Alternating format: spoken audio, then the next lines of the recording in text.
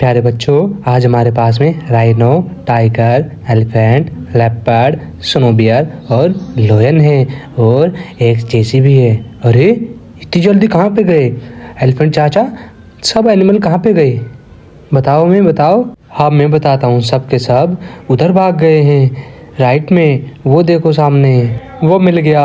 देखो स्नोबियर भी यहाँ पर है और लोयन भी है यहाँ पर। पता नहीं कहाँ पर भागे। अरे राइनो भी मिल गया और टाइगर भी मिल गया, लेपर्ड भी मिल गया। चलो इन्हें पकड़कर एक एक को लाइन में लगाते हैं। सबसे पहले लेपर्ड, फिर टाइगर, उसके बाद में स्नोबियर को लगाते हैं, फिर लगाते हैं लायन को। लास्ट में बच गया है राइनो। चलो राइनो को भी लेके आते हैं। अब कोई भी यहाँ से नहीं भागेगा क्योंकि हम जेसीबी से इनके सामने बजरी की छोटी दीवार बनाएंगे। चलो।